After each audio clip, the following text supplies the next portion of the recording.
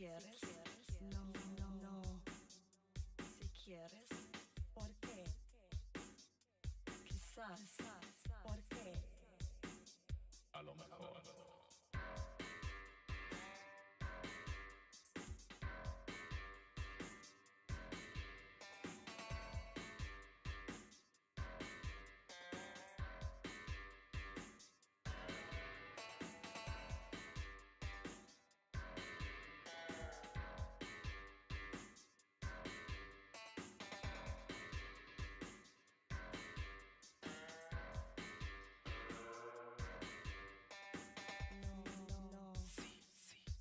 ¿Quieres?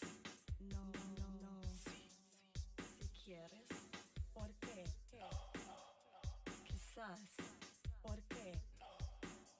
A lo mejor.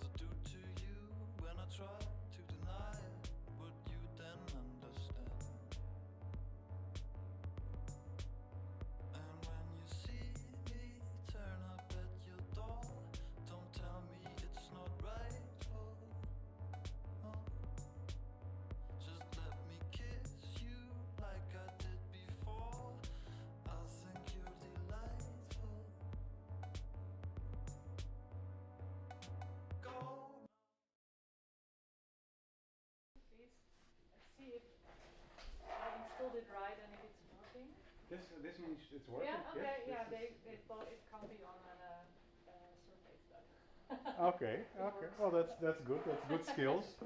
Like if you already have those skills, you're gonna be fine. Yeah. Wow. Okay, then we wait for the rest. Maybe it's nice that I have a little bit of an idea of who you guys are already.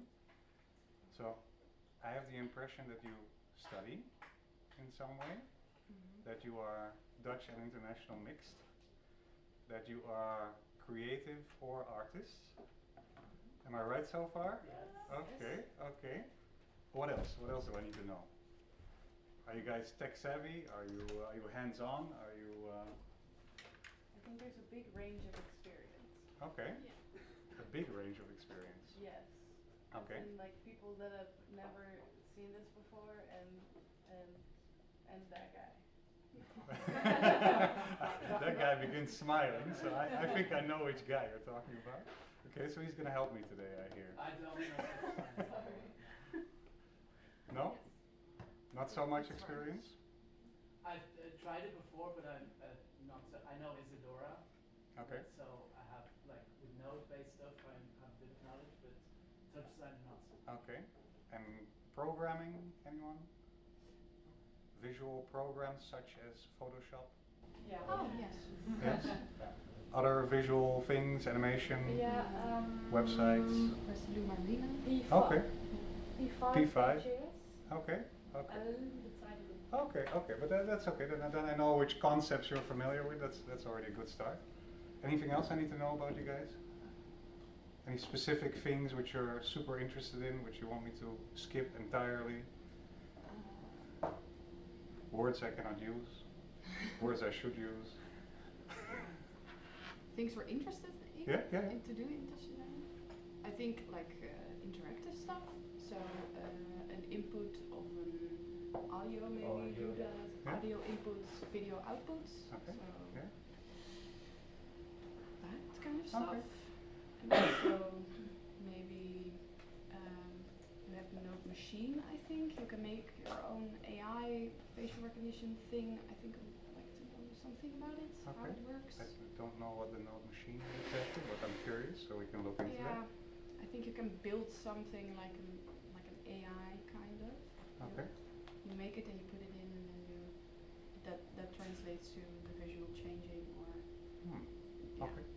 Cool. something. Cool. Let's check it out. Okay. Then I have a mild impression. Should I just start with my story and then we'll get to tag along? We'll have space for everything. Mm-hmm. Are you also ready, Nick? Can I do it? Yeah. Okay, I'll do it. Here I am.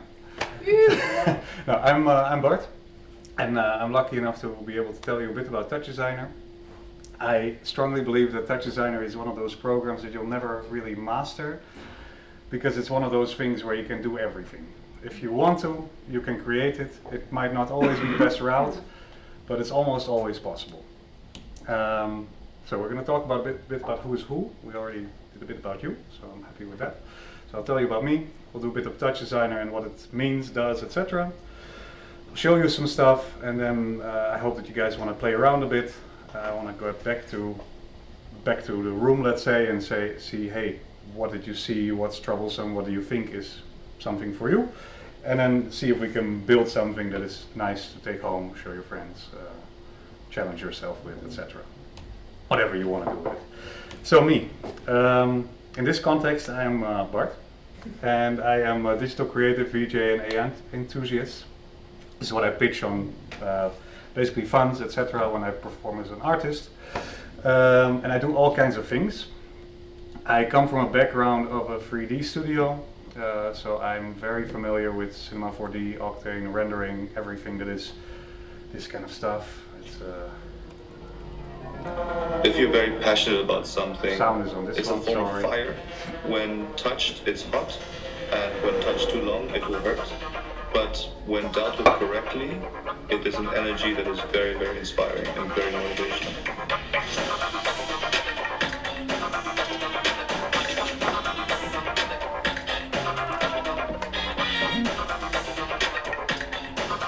Okay, you get the gist of it. We make images, movies, etc. I stopped this 2 years ago because I really disliked that no way out. I tried with universities, I tried with libraries, I tried with operas. All those productions were amazing, but in the end I got very stuck in the commercial thing delivering the money. So I got out, but it is where I have a lot of knowledge from. So I focused on simulations, portals, rendering things in video, etc. Super nice. Then I jumped at some point to things that are real time, and I really enjoyed that. This was an opera, Hansel and Gretel, but Hansel and Gretel was set in the old USSR, and we got to tell that pre-story. So the opera was just gonna go as it was, but we did the beginning and the end to kind of set the city, the vibe, etc. A couple other scenes too. That was amazing. I really enjoyed it, and I realized that I really like things that perform, that just keep going and that have the possibility to be interactive. So I don't build a world and then it gets stuck and stays in that same space. Next to that, I've always done a bit of VJing, a bit of whenever someone says bring a beamer, do some fun stuff, I came and showed up. Always sat in the abstract parts, generative visuals again. I used to work with VDMX, which I believe is one of the most fun VJ programs that exists. But that's what I did, okay. And the last years I've been doing more stuff which is more installation based. This was for a Lights Up festival. It was essentially a big controller you could sit in and move LED screens up and down. Those pillars are, I think, 12 meters high, so it was an impressive, nice installation. This is something built in Touchdesigner. Essentially you could draw whatever you want to draw and then prompt over it, so you could, well, basically create cool visuals even if you cannot. So it's like give a kid a drawing tablet, tell them I want bananas, and then everything turns bananas. It's fun. Bubble machines, blah blah blah. So I'm trying to jump on whatever I can. The last project I've been doing, last time actually, I've been mostly focused on Touchdesigner. This is very small letters, so I'll just I'll coach you through it. What I wanted to do is build a storytelling machine which is iterative. So not one that says, hey, here's a video, watch the video, video is done. Not one where I program 10 videos which are similar. No, something where I put in a story and then the story gets told in a way and it keeps on going. In this case, it's a 1 minute, 5 second loop, which is also set audio, but everything else is fluctuating. Meaning that it regenerates its video every minute. And every minute you see that same thing, but from a different perspective visually. So it might be that the story is something about AI and humans. And then the storyteller, which is LNM, it re-prompts the story from the perspective of another human. So it might be from a kid, seeing that we are now going with AI and we're like, what are we doing? It might also be from a student who's super excited about it. It might also be from a professor who says, that's where it went wrong with society, blah, blah, blah. So it might become dystopian, it might not. So I like to work in this type of way. Which essentially is, hey, we have a process and this is what I'll build. Otherwise I get very lost. So I'll coach you through. This is a box which is called Timer Logic. It is everything to make a 1 minute story with various prompts. So I wanted to have 8 chapters in that. So I have 0 to 5 seconds this, 5 seconds to 12 that, etc. That's this part. That goes to prompting. So that feeds into, well, hey, make a new prompt. Put prompt, okay, it will generate something. And then there's some control. Most of you know MIDI panels, I suppose, which VJs and DJs play with. I just connected it so I could vary things. So if I want to have interaction with the machine, then I can, not through the computer, but through some buttons. Then I put a real-time generator in between, which is a real-time image generator. So basically it takes shapes and it takes prompts and it creates images from it. I find it very fun. I'll show you some stuff later.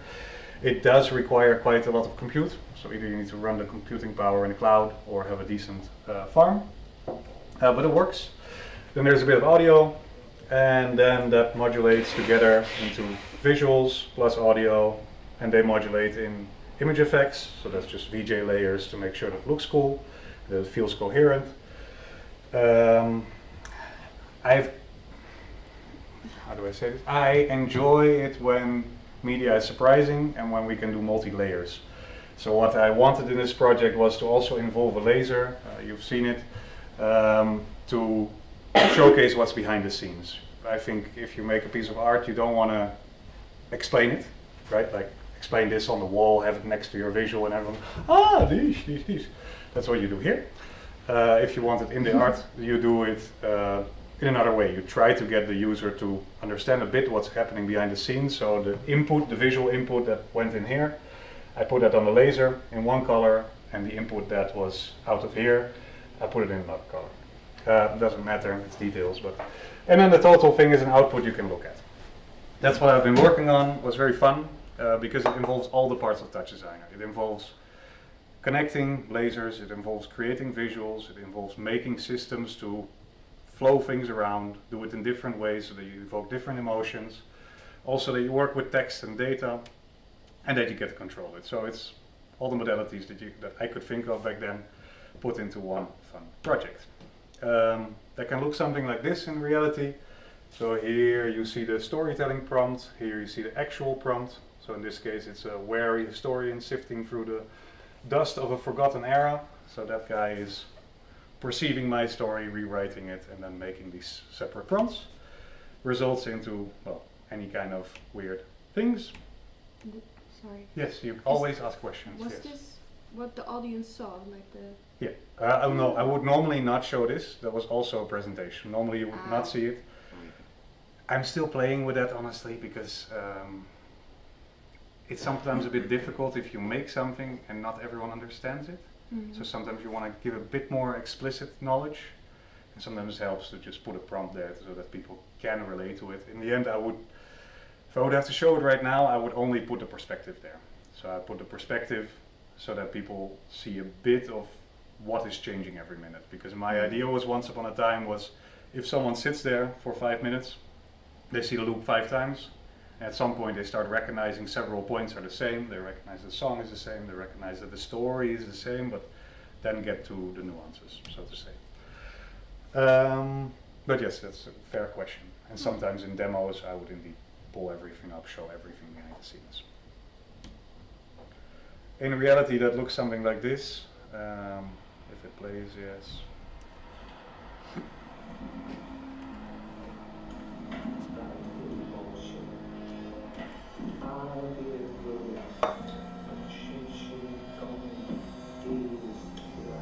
Might be very small for you, but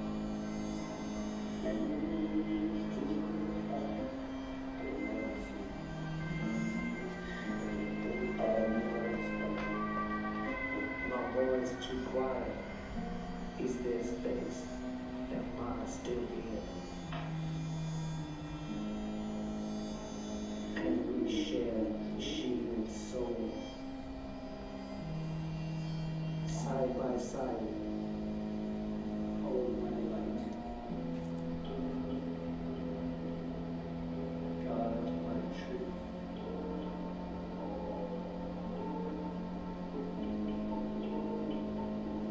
How can we coexist?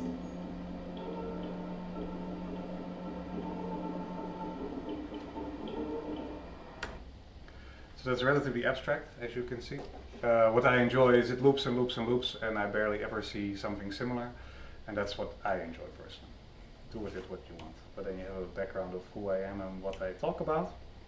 We already discussed a bit of who you are. Do you guys want to talk about what you're invested in right now? Is that interesting, or do you want to jump into that later?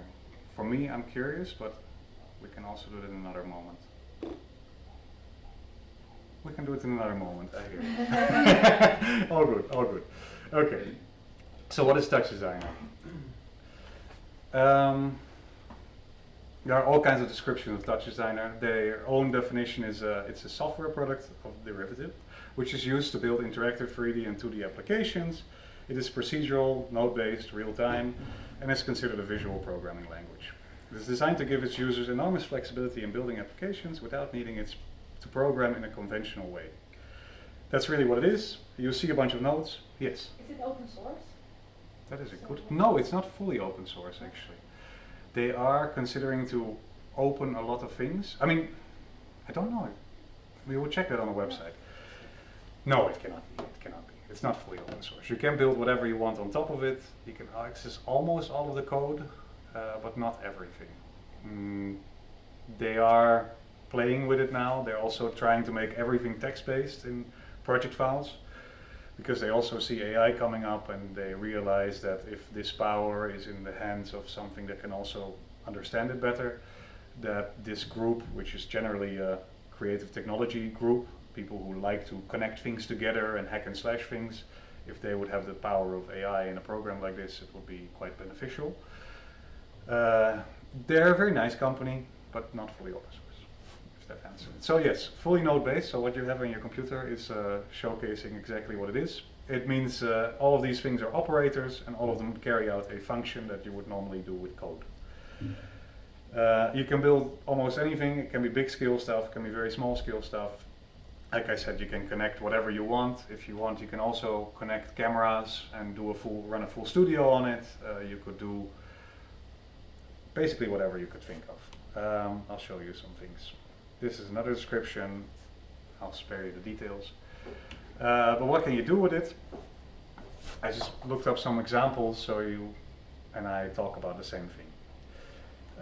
Let's see if this works. Come on.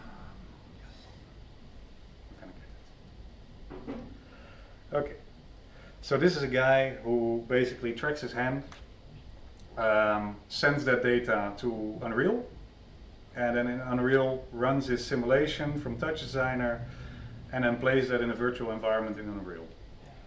So it's a double loop, super fun because, well, theoretically this is him, right, with his hands modulating, and that's the sim that he runs in Touchdesigner. So that's like, it's cool. You can do it, it's not even that hard.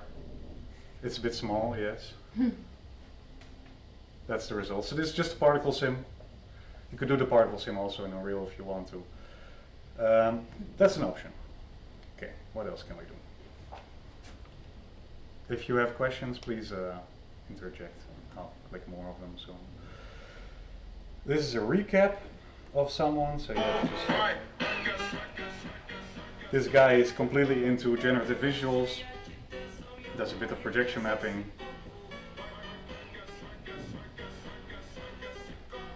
So there's a lot of tracking you see here, a lot of overlays, like what can you do with data analysis on top of video, but also just what can you do with particles on top of video, etc. Okay? Generative visuals, what does that mean exactly? What that means is that you generate a visual, so it can well, you could also call it procedural. It is that you constantly generate it so that you can vary input parameters and you get different output. But so you do need to feed it an image? Not necessarily an image. You can also feed it data or audio or anything along those lines. The definition is not so tight, but I consider it indeed a box, a black box, in which outputs visuals. Yeah. And that could be theoretically anything, but that's what Touchdesigner is really strong at. So this guy, for example, that I'll show you now, I hope you can hear the bird sound. Yes. This guy took bird sounds, analyzed the spectrum, and then basically created artworks to then compare bird sounds to one another. And that's kind of cool. He got into all kinds of conferences because all of a sudden you have a completely different audience, right? You don't have the people who are like, I want a purely aesthetic thing. You also have all the bird researchers, etc. who are like, whoa, this is another way to think of bird sounds. So that's very possible. I'll just keep going. This is a girl who combines both of those things.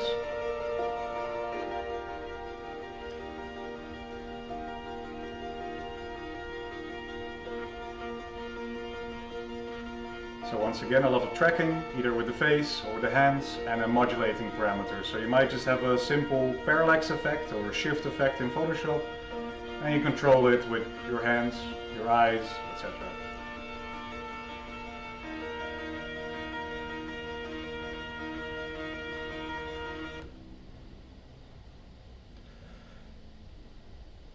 I'm just showing you a small fraction so you have an idea.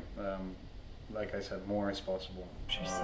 To stream precise position data. This is if you want to do that big scale. It's essentially the same thing as other things. I don't know if you can actually see this. This is way too small. You should tell me if things are too small. This is a mocap suit, a pixel grid hanging from a wall, and then just doing shows. So working together, human and machine, and trying to interact with that. And that's right now, in my eyes, something that keeps on being pushed. We all want the multiple modularities, and doing tech plus human seems to be more and more of a topic. So it's cool. Yes. You can get like data from mocap also into Yeah, yeah. So the most used technology now is MediaPipe. It's a Google plugin that basically tracks your webcam and just immediately gives you like the hand, the face, etc. Yeah. That's super easy, but it's also quite flawed. Once I go stand over there, meh. But it's super fun for these demos, etc. Like if you do these big things, then you always run professional software or professional hardware if you can. And this is all super doable. Most of these things are built with just one node, and it says node, log it in, and then you get a 3D mesh or a point cloud or something like that, if that tells you anything. I can tell you, if you have questions about abstract things I use with words, feel free to ask me to elaborate. Most of the words I use I can explain. You can also do this. This is a physical installation, because what is hard in real life is doing things in synchronous ways, because you have humans or you have machines, etc. What is a computer good at? Doing everything in a pattern. So these type of installations are super easy to make, because, I mean, what is this? It's rotating heads, delayed a bit, and that's it. It's no more. I mean, the light is on. It's, the software for this is 10 minutes. The hardware is a couple days probably. But super easy in Touchdesigner, once again. Where are we? 3D scan. Yes, this I also find interesting. This is someone who is going out and scanning some stuff. So they basically had a bouquet of flowers, and they decided to scan it. Oh, sorry. And then play with it. Once again, they took the hand data, zoom in, zoom out, do turbulence, etc. And this is really easy because there's quite some plugins which can give you this 3D scan. Well, it's not technically a 3D scan, but a 3D scan. Turn it in point cloud, and then let you do whatever you want with it. That's cool. It's fun. It's accessible. Dancing is another one where the human can combine quite well with something digital. Super simple. You dance. You slice the image in a certain way. You say divide it up in 10, 30, make a move. They all have a slightly different delay, and all of a sudden you also get a visual dance next to your real dance. It's fun. I keep saying it's fun, but that's my opinion. This is very similar to what I do practically. This guy just does it better. He runs this AI. He kind of zooms into the image usually, prompts different things, and then lets the laser trace it. He uses this in huge shows in America. It's very dope to have this at a party. What part does the AI do in this? The AI does all of those images you see is all generative AI in this case. So he puts in shapes and prompts. So let's say it's dancer, and then there's like a shape that does like this, and then you get that. I can show you an in and output later if you want. Like I said, if you have a good computer, very simple. Let's see, what is this? This is an ad. We all know those. You can also make those in Touchdesigner. Wouldn't recommend it. This is YOLO, it's called. Ja, dit bedoel ik. Dit bedoel je? This is what I meant, I think. It recognizes objects and then that does something. In this case, it doesn't do something yet, but you can definitely do something with it. Yes. Yes. So this is indeed, it's an image classifier. Basically tries to detect things and classifies it. This one works really well. It's quite light. I assume most of you can run it on your laptop. It's fun to play with and see what you want to do with it. So that's on the input side of things again. And then audio, again, this is wavetable synthesis. Yeah, already it's quite a rich sonic technique, and you can make even things like beats. You can do a lot of stuff with wavetables, and it is the most basic of light into set, which I can then transfer via. So this guy is, in that previous image, he is tracing an image and then turning it into audio. So he's basically saying each line is a frequency, and or frequency graph. So let's say this is a 0, this is 20,000. And then it plays whatever tone you have there. The fun thing is you can do that with any image. You can also take audio, put it to an image, and then modulate the image and then put it back. So then you basically have a synthesizer, or you have a modulator. You can do all those things based on the image, so you kind of see what you're doing. It is quite grungy, noisy, but it's a certain style. It's very cool. That is some examples. Let me see what else I have. Oh yeah, about this one. Hello, no, here. So in this one you can see a bit better what is an input shape. This is a test I'm doing for a band. So essentially I have a metal band who wants to have insane over-the-top visuals, real-time generated with their performance.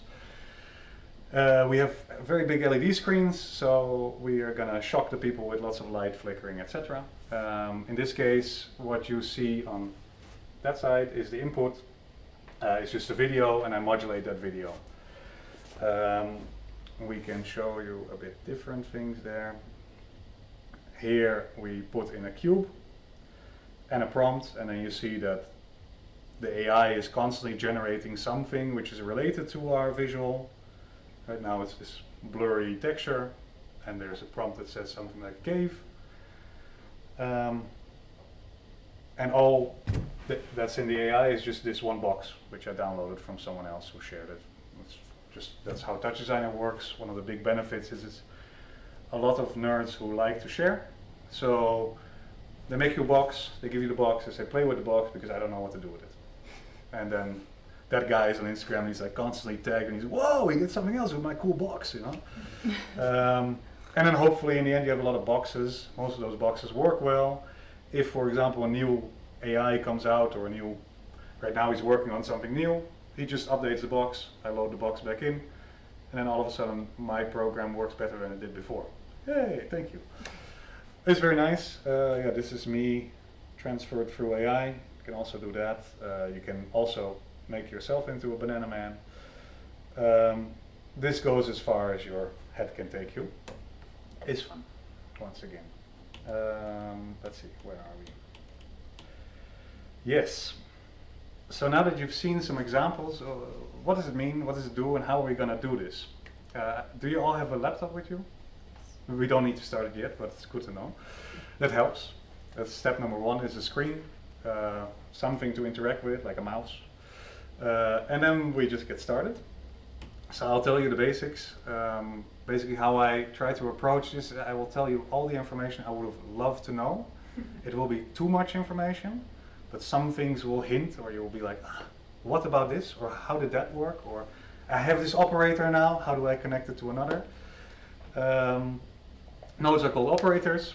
Well, they do functions. We have a couple of families that you can connect. The purple ones, they are called texture operators, meaning that they do something with an image on image level. So they could be a blur, they could be HSL, so they could do things with hue shifts, with color shifts, they could do brightness, opacity, etc. You can also merge layers. I think you might know that from Photoshop also, right? You can put a blue cube over a white image and then all of a sudden that part of the white image is blue. You can do all those things in here. It's useful to know. The one thing that's important here is it's more easy to play and figure it out than to think you need to know it all to then start playing. Because if you do that, we're 2 years further, you don't want to do it anymore. I firmly believe, and that's what I also need to tell myself every time, so that's why I repeat it, is make a plan and then start executing each step of it. So if you say, I want to make something that generates visuals based on audio, first try to get audio in, then see if you can read the audio, get some data from it, and then see if you can also take that data and make something move because of it. And then you play with the separate parts of it, and that way it works quite easy. TOPs, texture operators. So these can be noises, blurs, like I said. They run fully on GPU, so they're fast. It's an advantage. Chops, they are green, and they carry data. So they might carry an audio file, or they might carry a list of numbers, or they might, okay, what else could they do? They might modulate that data. So it could also be that you have a list of 100 text items and you want to scan for items that have the letters A and B in it, and then you can scan that through a filter, and then you have a smaller list. And if you iterate that, right, or get live data, you can constantly filter that way, channel parts of a visual to another part, etc. So these are very useful. They can also do logic. This is what I, for example, built my timer logic in. Right, I had a timer running in chops, so in channel operators. It would just count from 1 to 80, and I would have filters saying, hey, now you hit 5, now you hit 15, now you did this, etc. SOPs, they are surface operators. They can perform in 3D shapes in 2D space. I would mostly ignore these. They are a classical form, which is really good and really impressive, but we are right now blessed with a new operator, which is particle operators, which does the same but better and easier. So that's great. These can be functional though. You can make all kinds of cubes with it. You can make these kind of dotted patterns. And for 2D stuff they are very fun. But if you want to do 3D stuff or 3D stuff in 2D space, usually for me pops are much more understandable.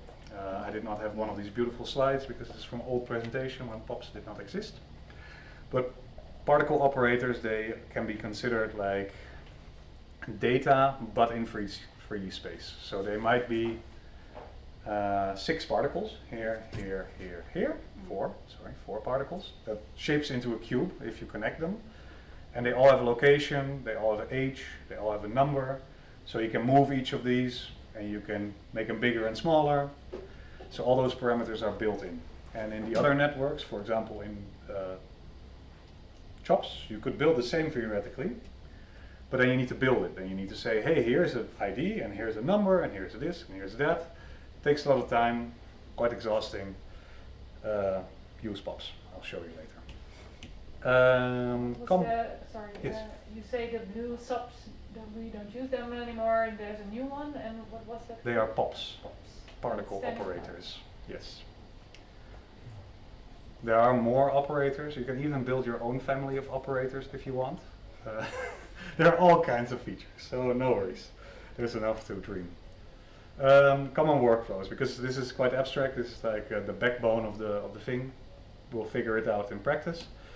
Then there is. Let me also open Touchdesigner in the meantime. This is again too small. Here, it's bigger. These are some common things. Feedback loops. That is when you take something and you iterate on it. So basically what you would do is you would take me standing here, you save me for 1 second, and then you use that in the next frame. So let's say I stand here, you make me half transparent, and I go here in the next frame, then you trace me around. So if you can imagine, you repeat that, then slowly I have a trail behind me of half fading away things. That might be very abstract again. I'll try to show you that in Kijken. This one. I think I should have it somewhere. Can I also do feedback already? So we'll slowly move to the program itself. So you get mildly familiar, and then you land so softly that you want to play all day. Feedback. Okay. So we get 2 now. Yes, this is. Okay.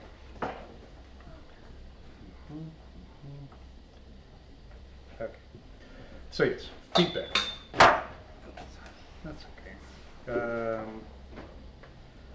This is considered feedback. I will turn you, or I'll show you the basics. Okay. So basically I made a circle in a texture operator. So this is a 2D circle that has a bit of a fade out. You can see it here. What I then did is I transformed it, and the transform does nothing else but rotate. And because that circle was off center already, it just rotates the circle. And that's what you see on the right now. So far, so good, possibly. Then I have a feedback, which is a node that essentially captures the last frame. So it says last frame store. It does not do anything yet because it needs to be fed the newest frame. That is, in this case, this comp.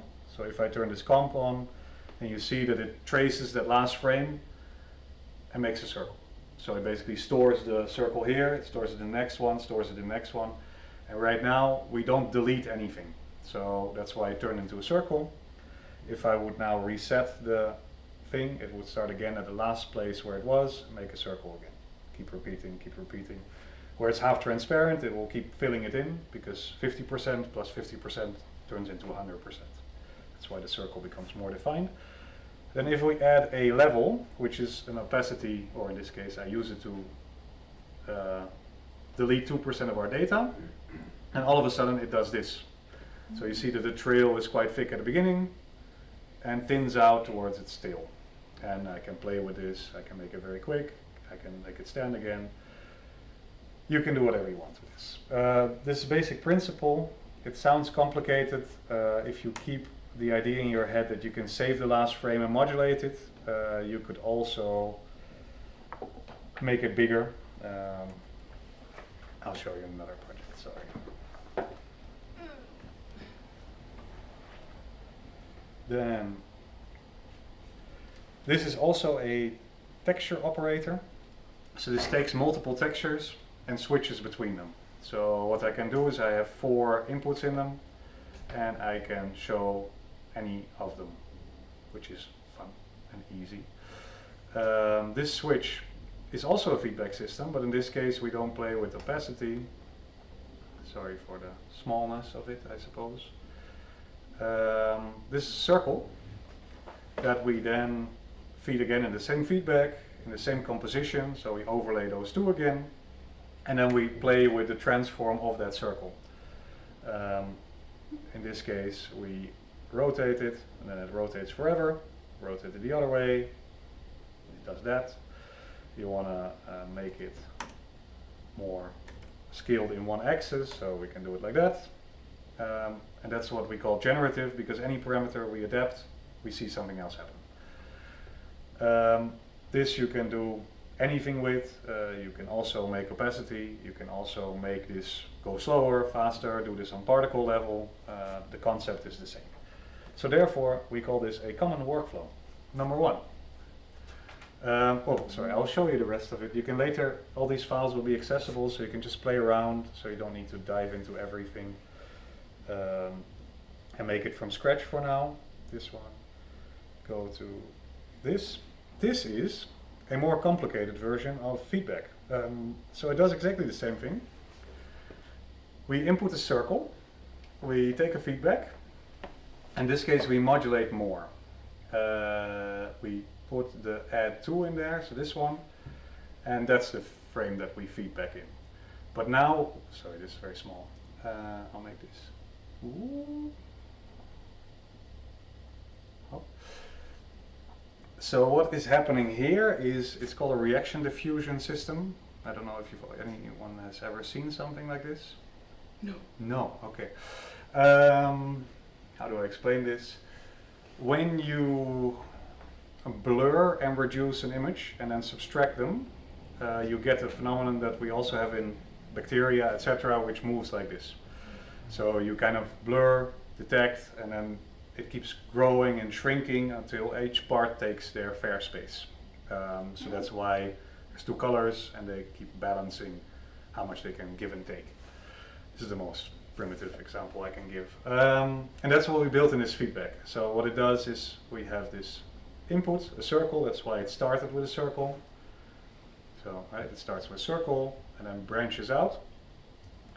We have a noise which is helping the blur, so that's why it's randomly moving. If I would instead put not a noise, sorry, and we do it again, then it stands completely still. So it will start moving, but the growth is the same everywhere. So what this particular noise does is it helps one part of the blur, let's say this part, it helps it blur more than another part. So it's just a color modifier. That's why this gives nice symmetrical patterns, or almost symmetrical, and other ones do not. So Yes. is this like the basics of how you create something moving from a... Because you began with round shape. Yes. Is this how all movement works? Not all movement, but this is how you can iterate movement on image level. So you could, like I showed in the first one, you can just animate movement. So for example, not this one, sorry, the second one. This one, I just animated the movement. Ah, that's easier. Right, so I just said rotate. I can also tell it to randomly rotate. I can also tell it to follow my mouse. So you can do anything with movement. But if you want that image itself to keep developing, then feedback is very useful. And feedback can just be a great way to make something which is quite simple on the back look really fancy in the front. And can you make it generative if it's already moving? Yes. Okay. Yes, so you can practically. What would happen if you would put a video of a human face instead of the round shape? Would it work the same way? It would practically work the same way. So that's what we can do. We can also start it with this noise.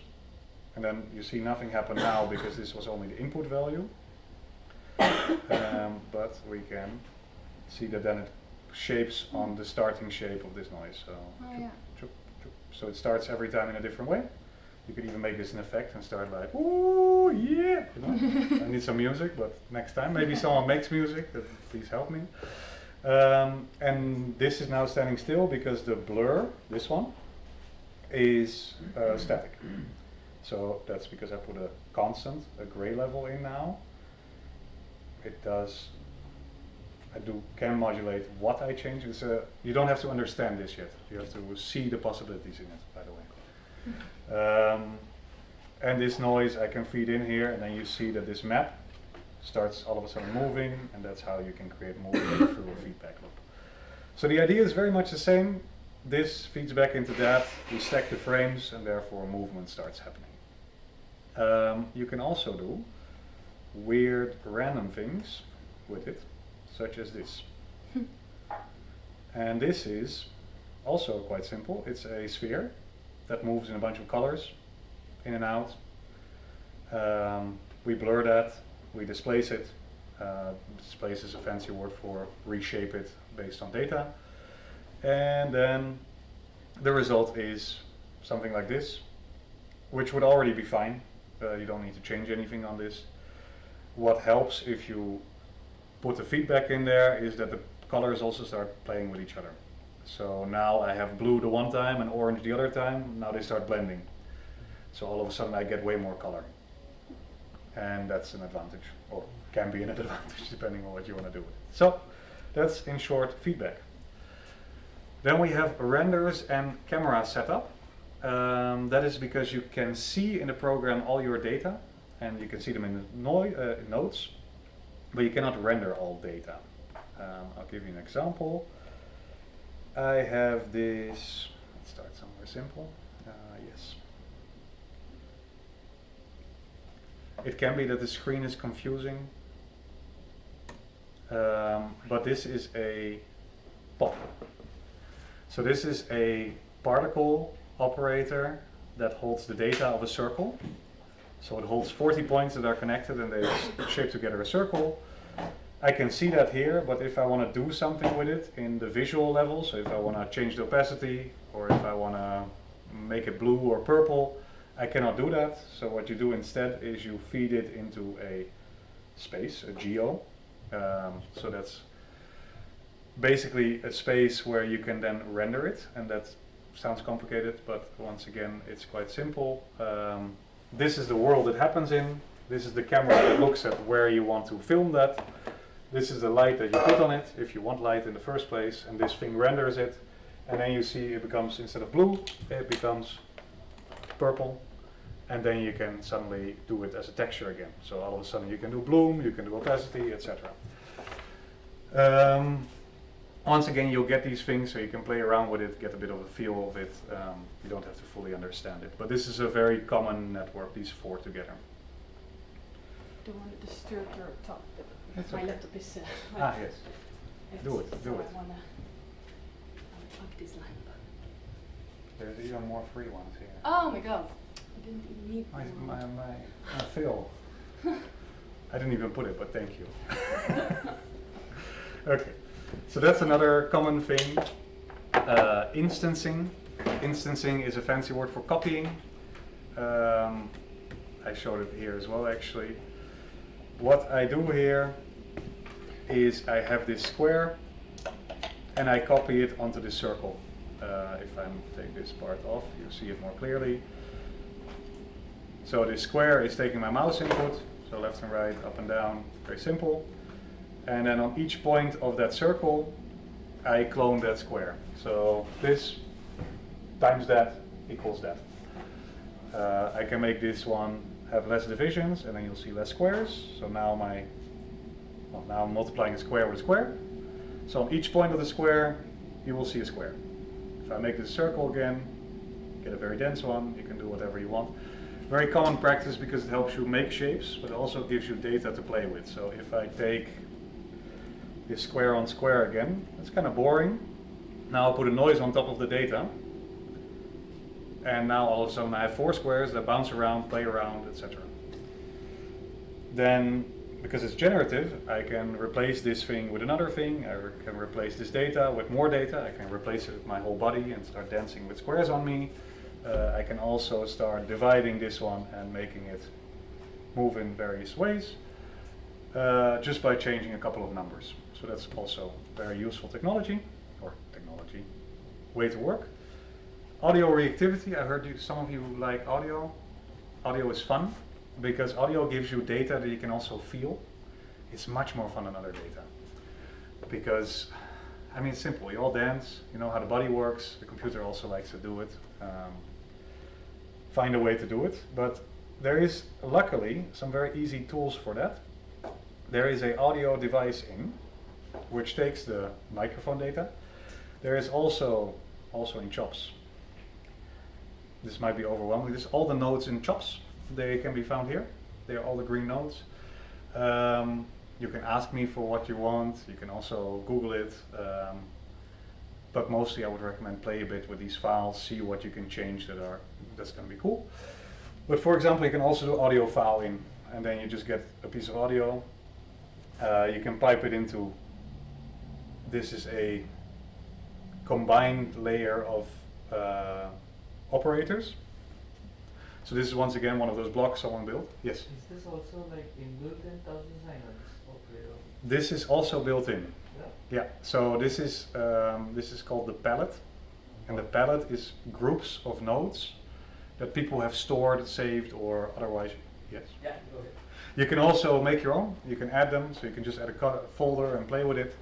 But here are many things that are usually they require 10 steps, and in this case they require 1 step. Yeah. Yes. Yeah. By example, like this component, Yes. the analyzer. Yeah. If you go further, still we can develop it, right? Yes. Plugin. So if I go into More it, frequencies, or- oh, so this is what you. So that's the benefit of it. You can always dive into Yeah. almost anything. People can block it, but you can always get around it. Yeah. And almost no one wants. This is the real network. So if you want to duplicate the kick snare rhythm Yeah. and detect a different kick snare rhythm, sure, go for it. Even you can go with the one particular frequency. Yeah, yeah. In this case, it's already built in that you can, I Okay. think, Yeah. filter a bit. Oh no, it's not actually built in. No. So indeed, if you want to modulate what low mid is, then we can dive into this, find where the analysis part is, signal, low, mid, high. Oh, it already says it here. So then we see here that they limit from 0 to 100. probably they quantize something. Well, you can dive in here and you can just modulate it. And eventually we will have that visual, like the graphics fader. You will still have this graphic because they made that for you. Okay. Yeah. So you can just, the guy who made this just made this interface. You can play with it and you can also change it if you want. You can change the colors. You can change everything about it actually. So that's pretty cool. And then the benefit is also you can take this data and start using it in your program. So in this case, we took low, mid, and high. We now have nice bars that move up and down, and we can change that or connect it to whatever you want.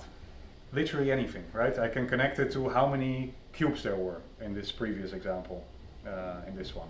I can also connect it to how this noise is moving, that it only moves once I clap, for example. I can also, in this case, connect it to a very ugly circle, which is now moving. And yeah, like that. But because it's data, you can also play with it. So this is the data coming in. And as you see, this graph is a bit different. This one is fast. And that one is a bit slower. It's called a lag operator. What it does is it can lag both movements up and movements down. So it can slow them, it cannot increase them because they are real time. But so basically if I have a high and I want that high to last, so I want if I do this, that an effect stays on for 2 seconds, then I can say lag for, this one, lag for 2 seconds, and then it will now slowly get up. You can also do that on the when it turns on, so that it lags before. Now basically nothing happens because it needs to wait 2 seconds and then there's a new frame, etc. So that way, that's one of the ways to play with data. Often these numbers don't fit your needs, so this number comes out between 0 and 1. You can use math, simple math in this case. So I say, you cannot see that really. It says here from range and to range. The from range is the incoming data, so I see visually that my data comes in between 0.2 and 0.5, so I say that's approximately my spectrum, and I want that to be between 0 and 1. It does all the math for you, you just arrange what kind of data you want out. It could be that I want 50 circles, and I just change the 1 to 50, and now all my data is from 0 to 50. Okay. Once again, common concepts, just good to know. You don't need to understand all of them, but sometimes it's fun to see. And we can also refer back to things if you say, hey, I want to do that, or I think that would be cool, would be possible. Mouse and keyboard input, also a very practical thing. The mouse. The mouse is very simple. The mouse in is a chop, just like other chops, so data. So it automatically maps from -1 all the way here to 1 on the right side, up and down. In this case not fully -1 because my screen is not square. That's why it maps 0.56 because that's a 16 to 9 ratio, if that tells anyone a lot. Here again I limited it because I wanted certain amounts of data. And I wanted it in steps, so that's also something that often happens with data. Here you see I have precise numbers. I wanted it to move in increments of 0.1, 0.2, etc. So now you see it moves in steps, and well, that. Why you see something sometimes that I have nulls. By the way, you can rename all of these to whatever you want, end or outputs, data. It is because often we are referencing this in something else. And if you rename them, you get all these red things, which is kind of annoying. So then you see that my reference is broken because I used here operator null tx. So from this thing which was called null, take tx and ty and use it as my data for a certain location. Now it doesn't work anymore because I renamed the thing, and that's very annoying. So either I can relink it. If you click this tiny icon, it changes output or look, and then you can just drag them and put it there. Click reference, and then it's linked again. Plop. Ploop. Very easy to link any data to anything else. See, it works again. Very nice. Why am I showing you this? Because if you put a null, then you can change anything between this and a null. So I can put a limiter, I can put a math node, I can put whatever. And this thing holds the output data. So I don't break links between this and this. If I would have put a math node and I would have linked directly to this one, I will get stuck. So then I need to, every time that I put a new node, I need to again take this value, drag it from here to here, and that's exhausting. So simple tricks to make your life easier. LFOs are also fun. LFO. Okay, this is, I am not good with audio, but I like sounds. So that's my disclaimer. Okay, so this is my music. Sorry for it. Yes. So in this case, we have an LFO. An LFO moves from one value to another. What stands LFO for? That is a good question. A low frequency operator, I think. Oscillator. Oscillator, thank you. Yes. See, we have experts in the room. So what that is generally used for is to create data if you don't want to use data yet, or if you have a particular need for something to go up and down. It can go up and down in many different ways. So you can set an amplitude, right? It can go from -10 to +10. You can offset it so it stays more in one space than another. You can change it from a sine to a Gaussian pattern. So a sine is like this, a Gaussian is more like this. You can do a triangle, so that's linear. You can do a square. Square is on-off. And the result is something like this. So a square makes this sound. On, off. A triangle. Yes. A sine. Because it goes just above the frequency. So yes, this is an example of doing it with audio, but you can do that with shapes, you can do that with movement, you can basically use this to animate anything you possibly want. So it's not a different effect, or like, what do you call this? A different node that you choose just for audio? It's the same? Yeah, it's because this is just data feeding into audio in this case.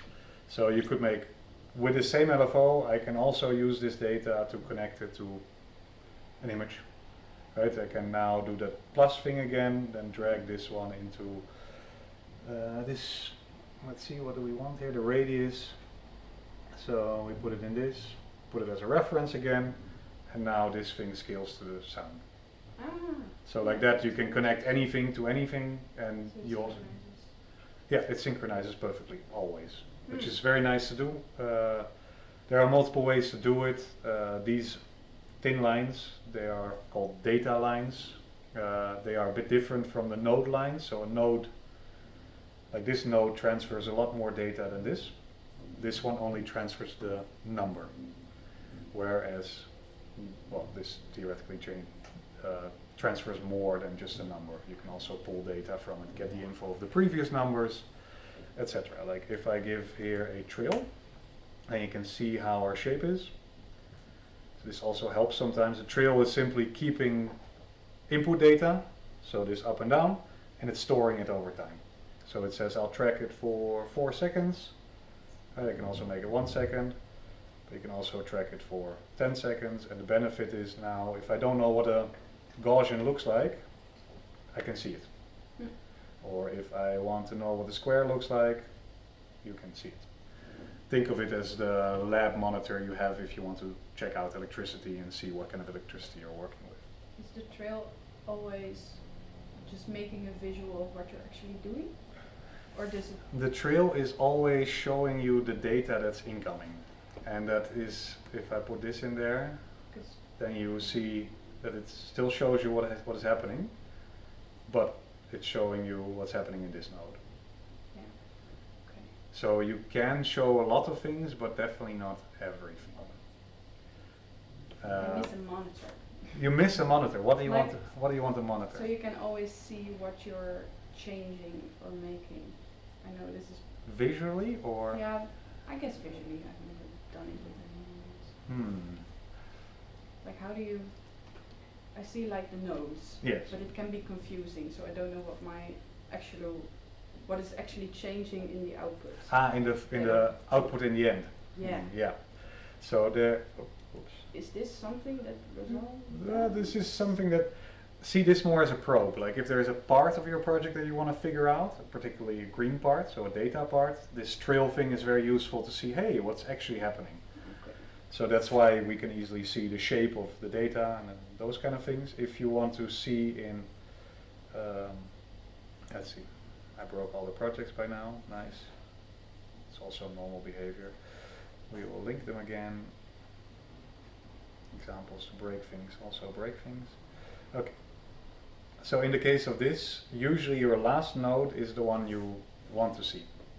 Yeah. And if you want to just see it while you're working on something else, you can put it in the background of the, Oh, it was so simple. yeah. And then you can put away the properties display, and then you have a bit of space. So that's one way. And then if you remove the palette, if you have a smaller screen, you even have a bit more. That's one way, and now you see it moves with my mouse. The other way is, you can call it out 1. And if you call it out 1, then you can also split the screen and put it on a panel, and then you have it on a separate window. Yeah, so now it's not in the background. I honestly find it in the background super annoying because then I'm looking at nodes, it's already numbers and chaos, and I'm like, come on. So this is quite simple. You click on, right, I have one panel now. You make it 2 panels, and then the panel you want to see it, you press panel. So here, panel, and then you need to put the output or the one you want to see, you name it out. And that's how you work with it. Once again, if you need this, I'll be here, so don't worry. We'll fix all of your problems that I can fix, and then we'll get it going. Okay, I noticed that I have to stop soon because it's too much. Nulls we already did, and create sound we already did. Look at that. We did all of the common workflows. So we are at play around. What does play around mean? What I would say is we can do various things, or you can do various things. It's up to you, what your brain is feeling like. One is I will give you these files so you can look into them, download them, play around, push a couple buttons, ask me questions like, I broke this, why did it break? I also included a bunch of files that are a bit more high level, but in the same way you can also play around with them. I'll show you the folder so we are talking about the same thing. Workshop. Yes, so we have these files, common workflows, feedback. So this is both the files I just showed you. Play around with it. We also have a pop guide, which I'll also show you. It is to understand those particle operators. And then we have a folder with project files, which are, I would say, cool project files to get started. MediaPipe is an instant plugin to detect those hands and faces. So you could link, for example, some illustrations or whatever you want to your face. This is oscilloscope. It makes visuals. Lots of visual things here, different approaches. There's also the image classifier plugin is also in here. So there's all kinds of things to dive into, click around, see if you can link some input data with some output, right? And whether you want to go audio or you want to go story or you want to go visuals, that's all up to you. I also included a nice list in case you already have felt like exploring and you're done. You can click this link and you get a bunch of tutorials which are just simple starter tutorials which go through the same type of things, but they are the good ones, so to say, so you're not stuck with some shitty ass tutorials. You're already sitting in pairs. I would recommend to work on your own laptop by yourself, but to form a pair. Well, look at you. Simply so it's easy to discuss and exchange ideas. To be like, hey, I don't know this button, do you know? You'll learn more from each other than you'll learn from me. But if you don't come out, figure it out in 1 minute, you know, hello, then I'll come. We'll do that for, what time is it now? We'll do that for about 50 minutes. Then we'll get back to each other. If you guys are done sooner, that's also fine. Then we'll jump into a bit of reflection to see what does this mean for you? What do you do? How does it relate to your future or to a project that you're already doing? So we get a bit more in the space of, might this be useful for me, or is this a complete waste of time, or am I looking at it wrong? You know, those kind of nice things. And any other feelings, ideas, etc. So let me share you those files.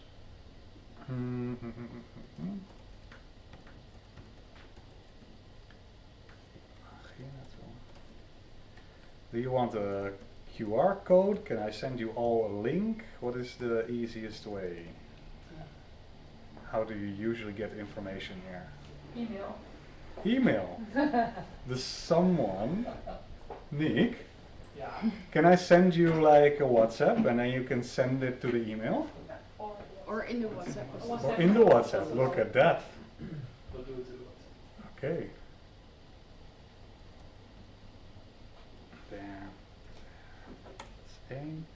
I give you the presentation as well, so there might be useful information in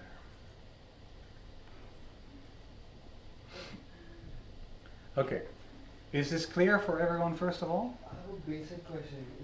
What is better, Windows PC or a Mac? That's a good question.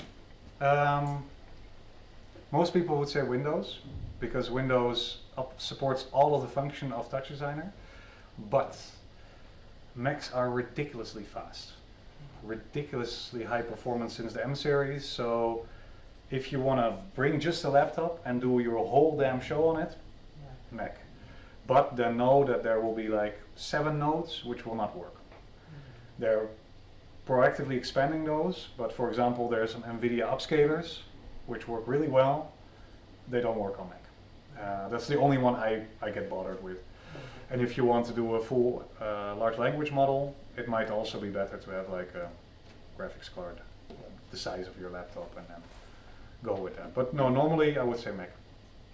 And you made your project on a Mac? No. No, ironically enough, my project runs on that on a big graphics card because of that large language model. So I run a 16 gig video model and a 6 gig large language model. So I fill up exactly a premium GPU card. But what you can do, or what I can do now, is I can offload the video generation into the cloud. It gives me about 50 milliseconds of latency. So as long as it's not for live performance, it's great. And then I can run everything on my laptop. And honestly, the times I did need to move my PC, like the cross-stick thing you were at, it was horrible. Okay. Because I need to like, you know, and then someone says, turn it on now. And then 5 seconds later, like, okay, ciao. It's horrible. This is the last file in that project folder. It's Pop Explorer. It shows you examples of all of the pops. Why I show this is because it helps to understand a bit of pops. You can click into them if you want to see a network for any of them. Proximity, hello. If you want to see how the network actually works, you can click the Show Network button and you get the whole graph.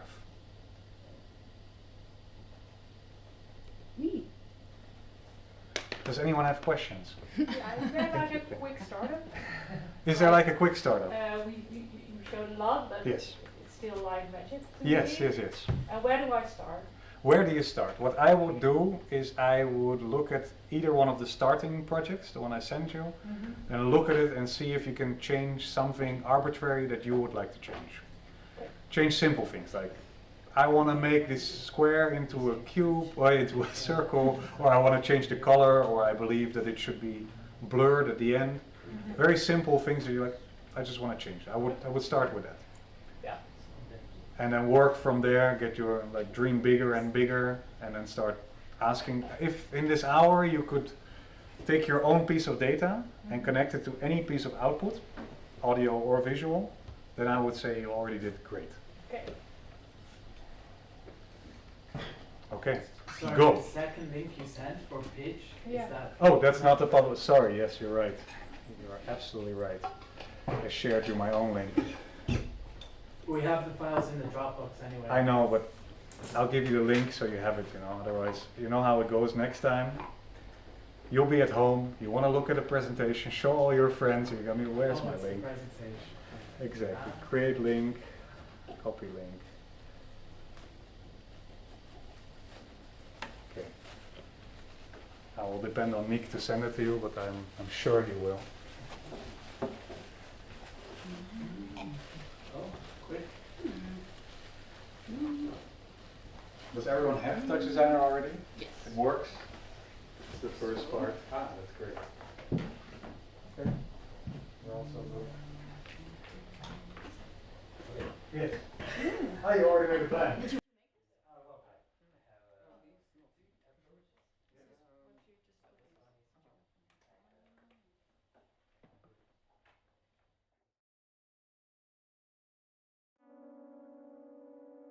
Go now, don't you go now, don't let go now.